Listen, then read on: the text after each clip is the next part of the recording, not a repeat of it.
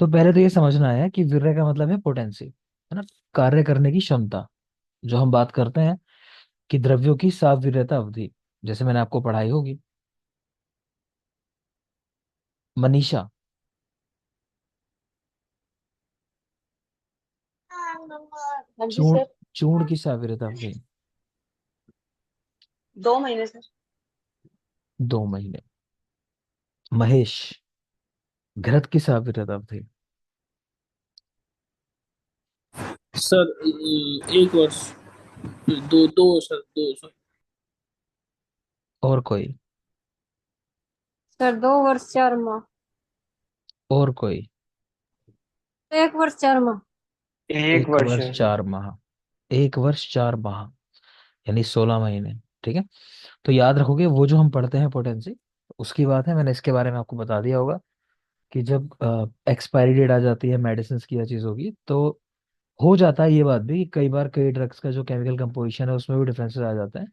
लेकिन रियल में उसका मतलब यही मानना चाहिए आयुर्वेद की पॉइंट ऑफ व्यू से, तो कम से कम, कि अब द्रव्य की कार्य करने की क्षमता वो खत्म हो गई है। एटलीस्ट उतनी नहीं रही है जितने पे हम एक्सपेक्ट कर रहे थे कोई भी थेरेप्यूटिक इफेक्ट लेने के लिए। ठीक है, तो उससे कम हो चुकी है वो क्षमता अभी। देखेंगे। तो वीर्य, तो फर्स्ट एक बुक का नाम लिखा है वीर्य संक्रांति। तो ये निश्चलकर की बुक है, 13th सेंचुरी में उन्होंने लिखी है, आपको याद रखनी है, एग्जाम में पूछी जा चुकी है। तो वीर्य संक्रांति बाय निश्चलकर, टाइम है इसका 13th सेंचुरी। येन कुर्वन्ति तद वीर्यम, यानी द्रव्य जिसके द्वारा कर्म करने में कार्य करने में समर्थ होता है, उसे वीर्य कहते हैं। चरक, सुश्रुत और वाग्भट, इन सब ने द्विविध और अष्टविध वीर्य का उल्लेख किया, यानी कि दोनों को मानते हैं। द्विविध वीर्यवादी भी हैं और अष्टविध वीर्यवादी भी हैं, तो याद रखोगे। चरक, सुश्रुत, वाग्भट, यानी हमारा भर्तृहरि जो है, दोनों कॉन्सेप्ट मानता है। नेक्स्ट है, इन दोनों में, द्विविध अष्टविध में श्रेष्ठ कौन सा है? तो बेटा द्विविध श्रेष्ठ होता है, गलती से वहां लिख दिया है। द्विविध वीर्यवाद जो है वो श्रेष्ठ माना जाता है, ये भी याद रखेंगे आप। द्विविध वीर्यवाद जो है उसको श्रेष्ठ मानते हैं। ठीक, आगे चलोगे। सुश्रुत ने गुरु की जगह पिछिल शब्द दिया और लघु की जगह विशद शब्द दिया। जब ये अष्टविध वीर्य बताया ना उन्होंने, तो वहां गुरु के बदले पिछिल शब्द दिया है और लघु के बदले विशद, याद रख सकते हैं। चरक, नागार्जुन और इंदु, ये है बहुविध वीर्यवादी। चरक, नागार्जुन और इंदु हम याद रखते हैं कि बहु जो है ना, बहुत हाइट कम है, मान लो इंच की बहु है, 1 इंच की, ऐसा। बहु कैसी है? इंच की, मतलब बहुत छोटी हाइट है उसकी। इंच यानी ई से इंदु, ना से नागार्जुन और चा से चरक। तो इनकी बहु है ना, इंच भर की है, तो बहु यानी बहुविध वीर्यवादी। इंच, इंदु, नागार्जुन और चरक। नेक्स्ट है शक्ति मात्र वीर्यवाद। तो चरक और चक्रपाणी का है शक्ति मात्र वीर्यवाद, चरक और चक्रपाणी का। नेक्स्ट यहीं पर 2 पॉइंट लिखे हुए हैं कि षड्विध उपक्रम जो है वो आचार्य चरक ने दिया है, और द्विविध उपक्रम आचार्य वाग्भट ने दिया है। इसमें भी द्विविध उपक्रम श्रेष्ठ है अगर पूछा जाए तो। और पूछ लेता है कौन से 2 उपक्रम हैं, तो कौन से हैं बता चुका हूँ मैं कहीं ना कहीं। प्रत्यर्पण संतर्पण। ठीक है ना। तो चिकित्सा के 2 उपक्रम, संतर्पण और अपतर्पण, उसकी बात कर रहे हैं। तो ये वाला श्रेष्ठ है।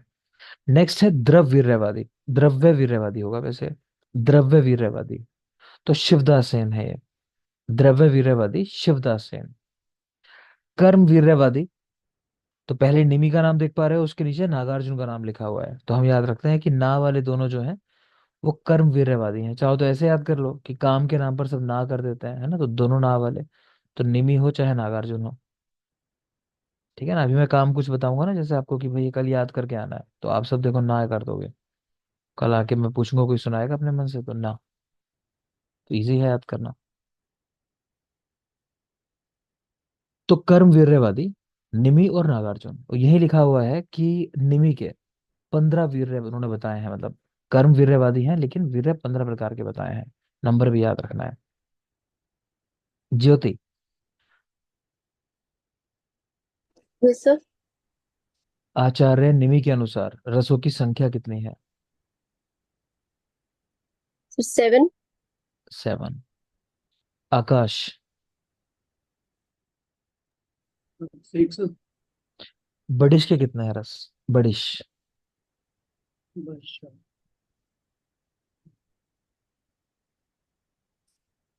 और बडिश। कोई? एक ही है। सर 8। 8 है। ठीक है, देखो चलो आगे। तो कर्म वीर्यवादी निमि 15 वीर्य, कर्म वीर्यवादी नागार्जुन, बहुविध वीर्यवादी। नेक्स्ट आ जाओगे गुण वीर्यवाद। तो गुण वीर्यवाद के दो डिवीजन है, एक है शक्ति मात्र वीर्यवाद और एक है पारिभाषिक वीर्यवाद। तो शक्ति मात्र को चरक चक्रपाणी मानते हैं, पीछे पढ़ा था भी हम लोगों ने। ठीक है, और पारिभाषिक को सुश्रुत और वाग्भट। तो हम ऐसे याद रखते हैं कि चरक के पास कोई चक्र था, उसमें शक्ति होंगी, तो वो सुश्रुत और वाग्भट ने उनकी परिभाषा दी। ऐसा करके हम याद रख लेते हैं कि चरक के चक्र की शक्ति सुश्रुत वाग्भट ने परिभाषित की, न उन्होंने बताई। तो चरक के चक्र की शक्ति यानी चरक चक्रपाणी शक्ति मात्र वीर्यवाद, सुश्रुत वाग्भट ने परिभाषित की, तो सुश्रुत वाग्भट पारिभाषिक वीर्यवाद। नेक्स्ट है षड्विध वीर्यवादी। तो प्रियव्रत शर्मा षड्विध वीर्यवादी कह रहे हैं चिकित्सा के जो 6 उपक्रम बताए ना पीछे चरक ने भी, उस पर आधारित है षड्विध वीर्यवाद। तो षड उपक्रम पर आधारित, याद रखोगे। अगला पॉइंट बहुत बहुत जरूरी है कि चक्रपाणी ने प्रयोग भेद से द्रव्य 2 प्रकार के बताए, रस प्रधान आहार द्रव्य और वीर्य प्रधान औषध द्रव्य। और आहार की मात्रा भी बता दी कि आहार की मात्रा कितनी होती है, 16 तोला। 16 तोला तो लगभग 150 ग्राम कह लो आप, 150 160 70 ग्राम खाना खाना चाहिए इसके हिसाब से। तो चक्रपाणी प्रयोग भेद से द्रव्य 2 प्रकार के, रस प्रधान वो आहार द्रव्य हैं जिनकी मात्रा 16 तोला है। दूसरे हैं वीर्य प्रधान जिनको औषध द्रव्य कहा जाता है। तो वीर्य के आधार पर औषध द्रव्य के पुनः 3 डिवीजन कहे। तो चक्रपाणी त्रिविध वीर्यवादी भी कहे जाते हैं, चक्रपाणी त्रिविध वीर्यवादी। तो कौन कौन से 3 वीर्य हैं? मृदु मध्यम और तीक्ष्ण। मृदु का उदाहरण आमलकी, मध्य का बिल्व और अग्निमंद, और तीक्ष्ण वीर्य शुंठी।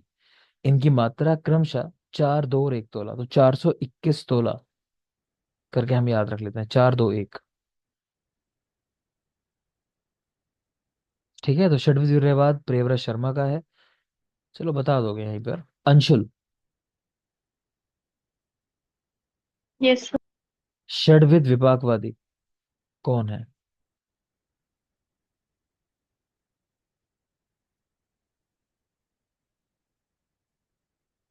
सर नागार्जुन। अंशुल पढ़ाई बेटा बिल्कुल नहीं चल रही है, पूछने सवाल बंद कर दूंगा मैं ऐसे जवाब नहीं दोगे तो। और मुझे लगता है हमेशा वो ज्यादा खराब होता है जब सवाल पूछे ना जाए आपसे। अच्छा नहीं चल रहा है। मनीषा, हाँ जी सर। बताओ बेटा। सर योगिंद्रनाथ सेन और शिवदास सेन हो गया, यथारस और अयथारस। आनियत, ठीक है ये था एंड रस। आनियत सर। ठीक है, देखो चलो आगे। नेक्स्ट है तो षड्विध वीर्यवादी प्रियव्रत शर्मा। तो ये षड उपक्रम पर आधारित है षड्विध वीर्यवाद। चक्रपाणी ने प्रयोग भेद से द्रव्य 2 प्रकार के, रस प्रधान वीर्य प्रधान। रस प्रधान 16 तोला उनकी मात्रा है, आहार द्रव्य होते हैं, और वीर्य प्रधान औषध द्रव्य होते हैं। तो वीर्य के आधार पर औषध द्रव्य 3 प्रकार के बताए चक्रपाणी ने, मृदु मध्यम और तीक्ष्ण वीर्य वाले। मृदु वीर्य में आंवला मात्रा 4 तोला, मध्यम अग्निमंद 2 तोला, और तीक्ष्ण वीर्य में शुंठी मात्रा 1 तोला, याद रखेंगे। नेक्स्ट लिख रहे हैं प्रभाव।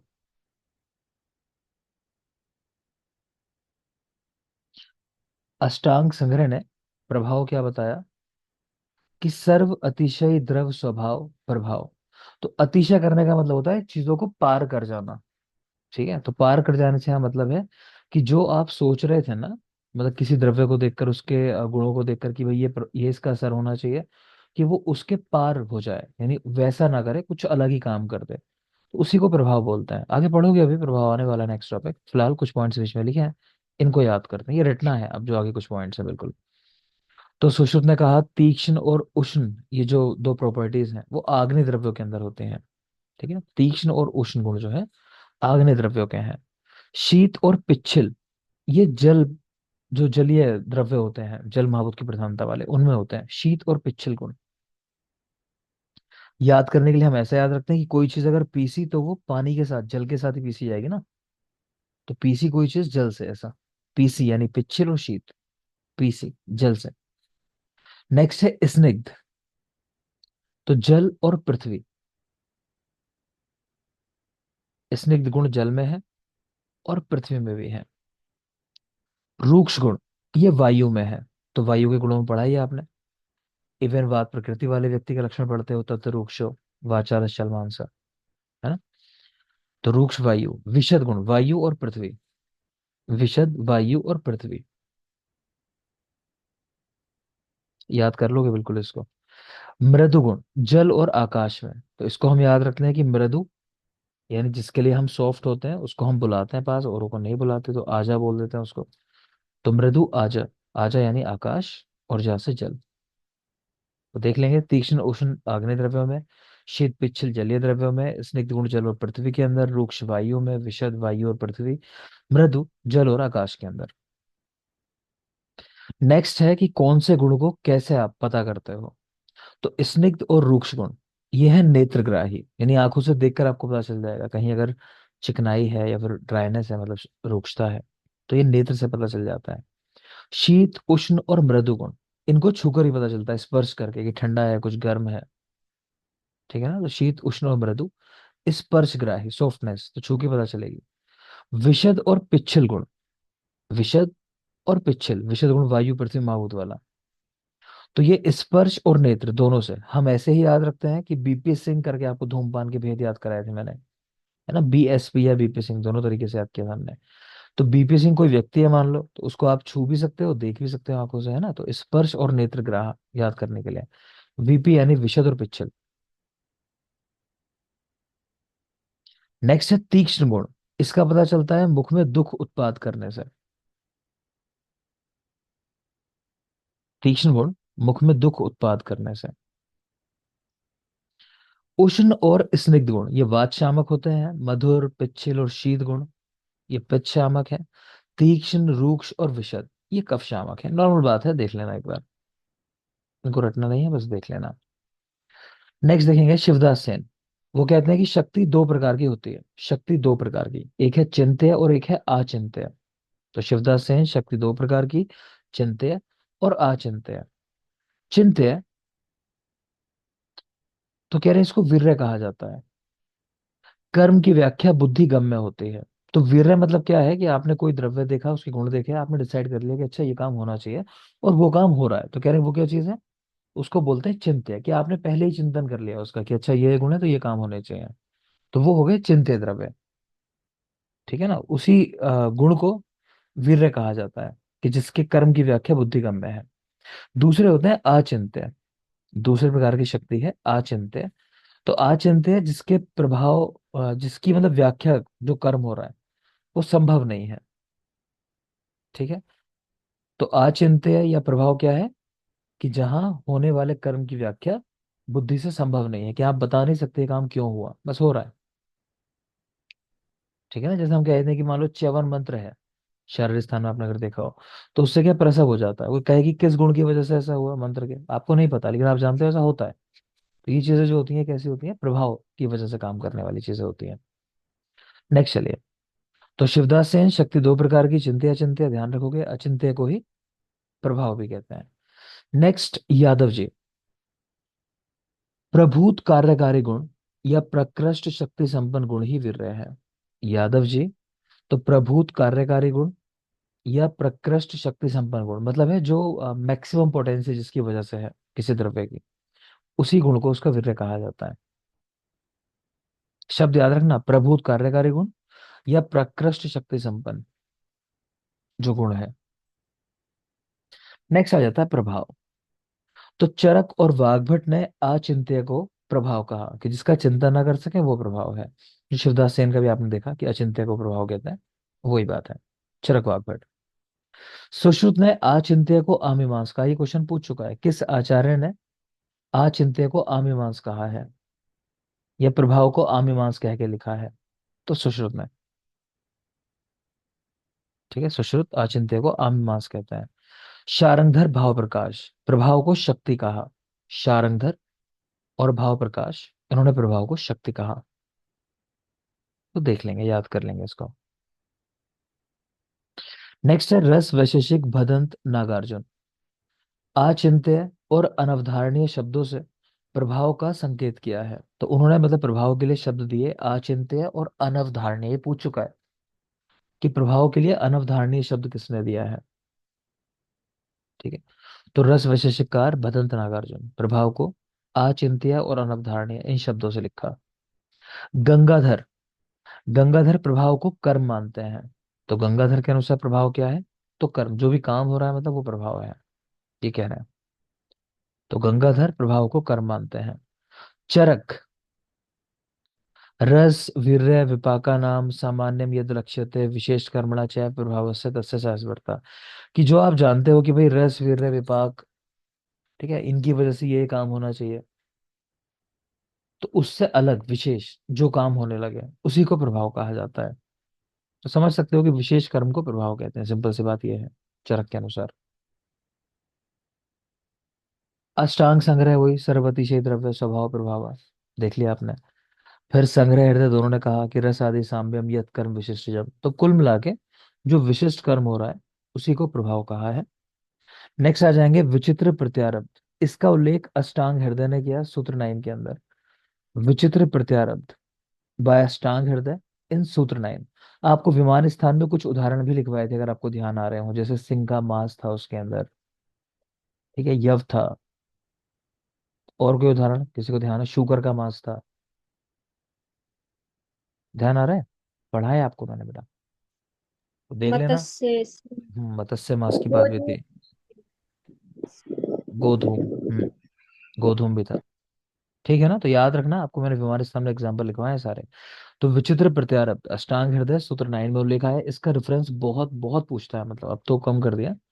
बस ये पूछेगा पूछेगा तो किसने दिया, तो वाग्भट ने। पहले बहुत पूछता था कहाँ पर दिया, ये भी सूत्र 9 के अंदर। खैर, नेक्स्ट एक सिद्धांत है विकृति विषम संवेद। यहाँ जो है ना बेटा, विकृति विषम संवेद है आपके पास, ठीक लिखा होगा। तो ये चरक विमान एक का है, विकृति विषम संवेद। ठीक है, चरक विमान एक, विकृति विषम संवेद, याद रखना। आगे चलें। ये भी वही चीज है ना, कि जो काम होना चाहिए था वो काम नहीं हो रहा, कुछ और काम हो रहा है। कि जो आप एक्सपेक्ट कर रहे थे कि इन गुणों की वजह से ये काम हो, उसके बिल्कुल अपोजिट कुछ होने लगे, तो उसको विकृति विषम संवेद कहते हैं। नेक्स्ट कुछ श्लोक लिखे हुए हैं, वन लाइनर है, शायद आपको पढ़ा चुका होगा चरक सूत्र स्थान के अंदर, तो इनको याद कर लोगे आप, रटे हुए होंगे आप लोग को पहले से। कि यत् कुर्वन्ति तत्कर्म, येन कुर्वन्ति तद वीर्यम, यत्र कुर्वन्ति तद अधिकरणम, यदा कुर्वन्ति सा काला, यथा कुर्वन्ति सा उपाया, यत् साध्यंतति तत्फलम। तो मेन क्या है कि यत् कुर्वन्ति तत्कर्म, येन कुर्वन्ति तद वीर्यम, यत्र कुर्वन्ति तद अधिकरणम। ये तो मेन ही है, बाकी देख सारे लोग। यदा कुर्वन्ति सा काला, यथा कुर्वन्ति सा उपाया, यत् साध्यंतति तत्फलम। ठीक है, और सुश्रुत का फिर डिफरेंस भी लिखा हुआ है, उन्होंने लिख दिया यदा कुर्वन्ते सा काला, ठीक है, तो वो इन्होंने आता लिख दी। डिफरेंस है सुश्रुत का एक आपको पता होगा कि यत् कुर्वन्ति तत्, बोलो, अधिकरण। अधिकरण। अधिकरण। ठीक है ना, तो बस ये वाला ध्यान रखेंगे। आगे चलिए, तत्कर्म की जगह अधिकरण है, इतना याद रखना है आपको बस, और कुछ नहीं। कोई ट्रिक वगैरह लिखी हुई है तो कोई जरूरत नहीं है हमें। आगे चलेंगे। तो सुश्रुत ने यहाँ पर शामक और वर्धक महाभूत बताए हैं, ध्यान से देख लेना। तो आपको तो एक चीज याद करनी है कोई सी, उसके बाद जो बचेंगी वो दूसरी तरफ आ जाएंगी, है ना। तो हमने याद ही कर रखा है पहले से ही कि वात पित्त कफ का भौतिक संगठन क्या है। तो वात में आकाश वायु, पित्त में अग्नि, और कफ में जल और पृथ्वी। इनके इतर वाले, इनके अलावा वाले जो है वो इनका शमन करेंगे, लेकिन पित्त में ध्यान से देख लोगे वहां आकाश नहीं लिखा हुआ। बात समझ रहे हो क्या कहना चाह रहा हूं मैं। तो वायु, आकाश और वायु है, इसको बढ़ाने वाले तो कम करने वाले अग्नि जल और पृथ्वी हो गए। पित्त को बढ़ाने वाली अग्नि हो गई, लेकिन कम करने वालों में आकाश नहीं है, ध्यान रखना, वायु जल और पृथ्वी लिखे हुए हैं बस। फिर कफ की अगर बात करें तो जल और पृथ्वी इसके वर्धन करने वाले हैं, आकाश वायु और अग्नि इसका शमन करने वाले हैं, आकाश वायु और अग्नि शमन करने वाले हैं। अगली कुछ ट्रिक्स हैं, आपको ये भी ऑलरेडी याद होंगे, नहीं याद है तो चलो देख लो। मैं एक दो ट्रिक बोल रहा हूँ, अच्छा लिखी हुई है नीचे इसमें तो अच्छी बात है, लिखने की जरूरत नहीं। ये दो ट्रिक लिखी हैं, जरा इनको मन में बोलो एक बार, कि आज सो वामन ने गायों को बांध कर काटा। एक ट्रिक ये है, आज सो वामन ने गायों को बांध कर काटा। और दूसरी ट्रिक है कि सभी कुछ प्रेम से पांडु के हृदय में उतर गए। जल्दी से बोलो इसको एक दो बार।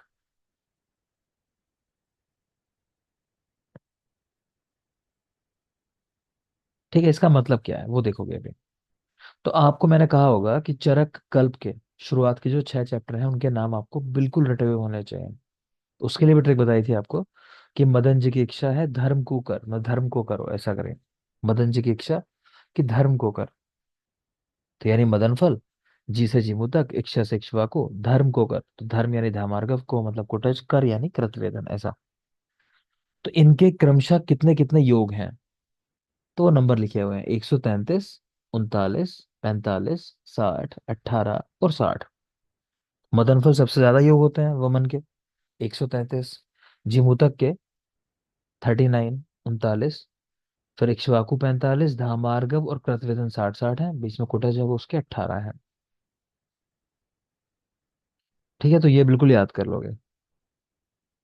ट्रिक लिखी है, आज सो वामन ने गायों को बांध कर काटा। इसका मतलब क्या है कि ये आचार्यों के नाम है, किसने किसको श्रेष्ठ कहा है, ठीक है। तो पहला है आज, आज यानी आत्रे, आज का मतलब है आत्रे, तो उन्होंने मदन फल को श्रेष्ठ कहा, ठीक। फिर सो का मतलब शोनक, तो शोनक ने जीमूतक को श्रेष्ठ कहा है, यहाँ नाम देख पा रहे हो लिखे हुए हैं, मैं सर्कल कर रहा हूँ। आज सो, फिर वामक है, आज सो वामन ने, तो इन्होंने इक्ष्वाकु को श्रेष्ठ कहा। गायों को बांध कर काटा, तो गौतम, इन्होंने धामार्गव को कहा है। बांधकर तो बडिश, कुटच के लिए। बांधकर काटा, ये काप्य है बेटा, काटा यानी काप्य, ठीक कर लेना, आपके नोट्स में ठीक लिखा होगा वैसे, अगेन कृतवेदन है इसका मतलब। तो आज सो वामन ने गायों को बांध कर काटा। दूसरी ट्रिक है, सभी कुछ प्रेम से पांडु के हृदय में उतर गए। ये क्या है कि श्रेष्ठ तो कहा है लेकिन किस रोग के अंदर कहा है, तो आत्रेय ने मदन फल को श्रेष्ठ कहा, ट्रिक में लिखा है सभी कुष्ठ, सभी यानी सर्व रोग हर, ठीक है। कुष्ठ यानी शौनक ने जीमूतक को कुष्ठ में श्रेष्ठ कहा है, प्रेम से। तो प्रमेय के अंदर वामक ने इक्ष्वाकु को श्रेष्ठ कहा है, देख पा रहे हो सब जगह लिखा हुआ है। पांडु के हृदय में, तो गौतम ने धामार्गव को पांडु में कहा है, पांडु के हृदय में उतर गए। तो बडिश ने कुटच को हृदय रोगों में, ठीक है, उतर गए। तो काप्य ने कृतवेदन को उदर रोगों के अंदर। ये बात समझ में आ गई, कोई डाउट तो नहीं किसी को इसमें जो मैंने कहा? ठीक है, तो आज सो वामन ने गायों को बांध कर काटा, सभी कुछ प्रेम से पांडु के हृदय में उतर गए, मदन जी की इच्छा कर्म को कर। 133, 39, 45, 60, 18 और 60। तो ये तो हो जाते हैं टोटल 355, 355 वमन के योग। फिर इसके बाद अगले 6 चैप्टर जो हैं उनमें है बेटा विरेचन के योग, उनकी संख्या है 245। लिखना चाहो लिख लो, या लिखे नहीं है 200, अच्छा नीचे लिखिए, नहीं 355, 245, ठीक है। 355 वमन के हैं, जिसके लिए हम एक और शब्द यूज करते हैं, चाहो तो यही एरो बना के लिख लो 355 के सामने, ऊर्ध्व विरेचन, लिख लेना ऊर्ध्व विरेचन, ये भी कहा जाता है इनको। और जो 245 है इनको कहते हैं अधो विरेचन, अधो मार्ग से विरेचन कराने वाले। इसीलिए इनके सामने देख पा रहे हो 600 जो संख्या लिखी हुई है वो लिखी हुई है कुल विरेचन कितने हैं चरक संहिता में, तो 600। 355 प्लस 245, 355 ऊर्ध्व विरेचन और 245 अधो विरेचन, ठीक है। तो अगले जो 6 चैप्टर हैं जो विरेचन वाले हैं उनको देख लेते हैं। उनके नाम है श्यामा त्रिव्रत, चतुरंगुल, तिलवक, सुधाकल्प, सप्तला शंखिनी और दंती द्रवंती, ठीक है। तो देख पा रहे हो 6 चैप्टर के नाम है, इनके भी ऊपर योग लिखे हुए हैं। तो श्यामा त्रिव्रत के 110 योग होते हैं यहाँ, आपके नोट्स तो ठीक ही होगा, छोड़ो यहाँ क्या लिखा है। तो 110, श्यामा त्रिव्रत। चतुरंगुल के 12 योग होते हैं, बहुत जरूरी है। 4 से 12 वर्ष के बच्चों में अगर आपको विरेचन कराना है, ठीक है, तो इसका इस्तेमाल करते हैं। इसको हम ऐसे ही याद रखते हैं कि चतुरंगुल के 12 योग हैं, तो 12 वर्ष तक के बालकों में विरेचन योग जो है बेस्ट, वो कौन सा है? चतुरंगुल। ये देना चाहिए। फिर तिलवक के 16, सुधा 20, सप्तला शंखिनी 39, और दंती द्रवंती 48, 48, ये भी याद रख लोगे।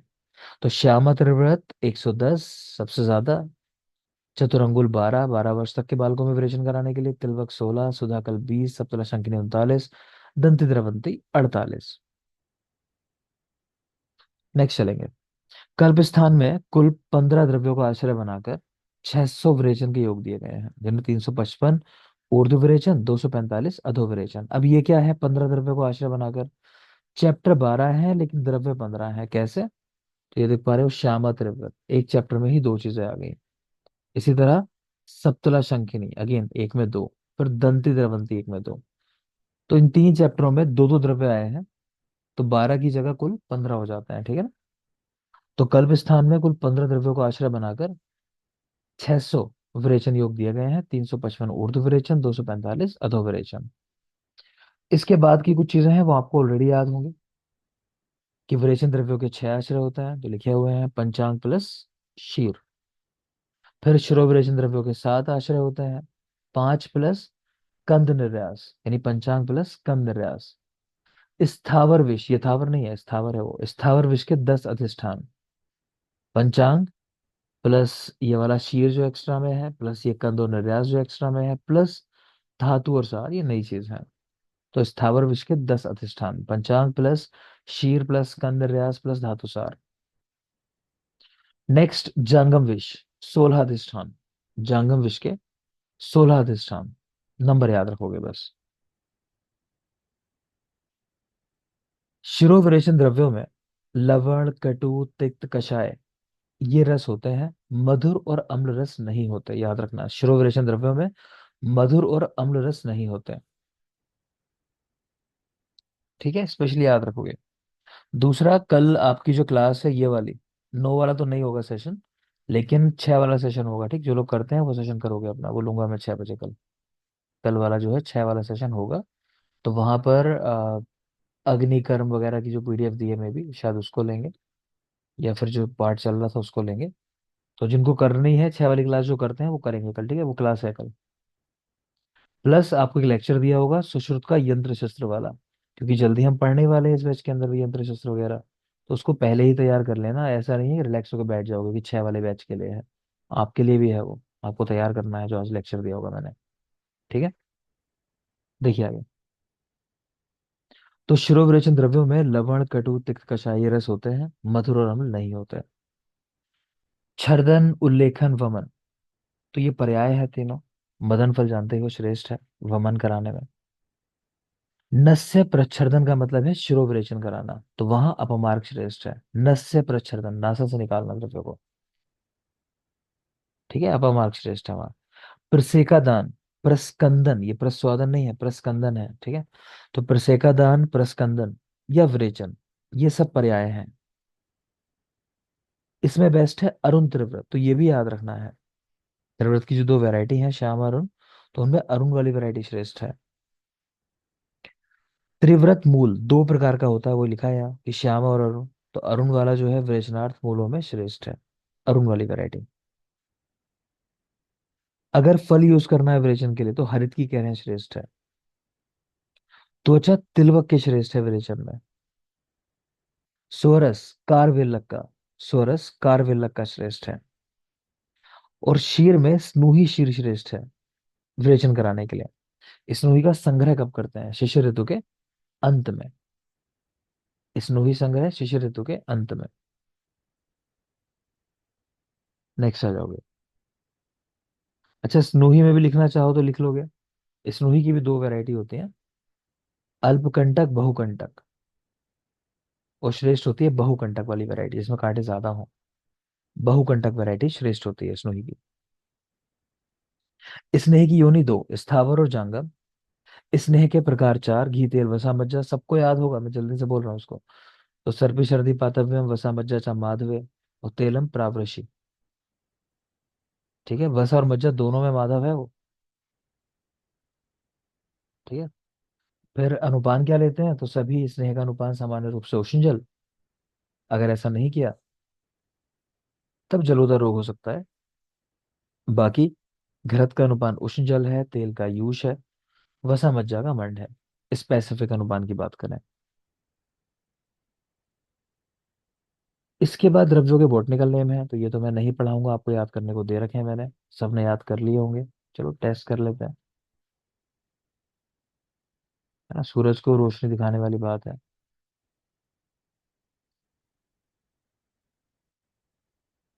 जल्दी से बताओगे, माइक ऑन, कैमरा ऑन, जिससे पूछूं, वो जिसको पूछूं बस वो।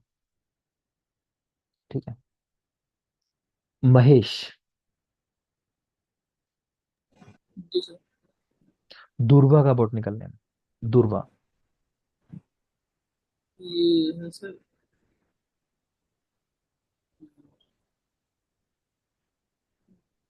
सर लकुच। मतलब मुझे तो देखना है कि अगर मेरे सवाल पूछते ही टंग पर कुछ आता है नाम या नहीं आता है, जिसने पढ़ा होगा बहुत अच्छे से। सर तो कुछ, दूरवा तो याद है सर मुझे, दूरवा तो। चलो ऑप्शन दे रहा हूँ, बताओ। ट्राइटिकम एस्टिवम, ये नहीं है सर। हॉर्डियम वल्गेयर, नहीं है। इमिप्रेटा सिलिंड्रिका, साइनोडोन डेक्टाइलोन। साइनोडोन डक्टाइल होंगे सर। चलो नेक्स्ट बताओगे, जीवंती। सर ये है इन इमिपीरिया, मतलब ऐसे करके है सर। चलो और कोई बोलेगा। लेप्टेडिनिया रेटिकुलेटा। ठीक है। अगर थोड़ा, हाँ अगर उसकी देखो, अगर जो लय है ना उसके नाम जिस तरह से है उतना भी समझ में अगर आता है तो मतलब है कि याद तो है, पढ़ा है। जो उतना भी बोल दे मैं समझ जाता हूँ कि हाँ पढ़ा है आपने, फिर मान लेता हूँ कि एग्जाम में आपने कर दिया उस क्वेश्चन का आंसर। चलो नेक्स्ट बताओगे, महेश आप माइक ऑफ कर लो, आपने अब। रिम्पी। रिम्पी। Yes sir. शमी। शम आता है मुझे। शम। ऑप्शन दे रहा हूँ। Yes sir. Lawsonia inermis, Barringtonia acutangula, Leea aequata. लिया एक्वाटा। सबको ऐसे लगता है। शम। नहीं सर। एक ऑप्शन और सुनना चाहिए था, फोर्थ जी सर। ऑप्शन। फिर से दे रहा हूं मैं चार ऑप्शन, चलो। कोक्यूलस हिरस्यूटस, वायोला ओडोरेटा, गार्सिनिया पेडेंकुलेटा, प्रोसोपिस स्पिसिगेरा। सब प्रोसोपिस से सिनेरेरा। ठीक है ना, तो हमेशा सुन लिया करो जी। चार चार ऑप्शन, जब ऑप्शन मिल रहे हैं एटलीस्ट तब तो सुन लेने चाहिए। चलो जी सर। नेक्स्ट नेक्स्ट बोलोगे, शाखोटक का बॉटनिकल नेम। शा ये तो सीधे याद होना चाहिए शा था वैसे। शाकोट डिक। चलो ऑप्शन दे रहा हूं मैं, Myrica esculenta, Trigonella foenum graecum, Capparis decidua, Streblus asper. Asper वाला, एस्पर से याद किया था मैंने। ठीक है। शाकोटक एस्पर। Yes sir. ठीक है चलो, मंजिता। हाँ जी सर। लांगली। ग्लोरेशियस प्रोडुबा। Gloriosa gloriosa सुपरबा।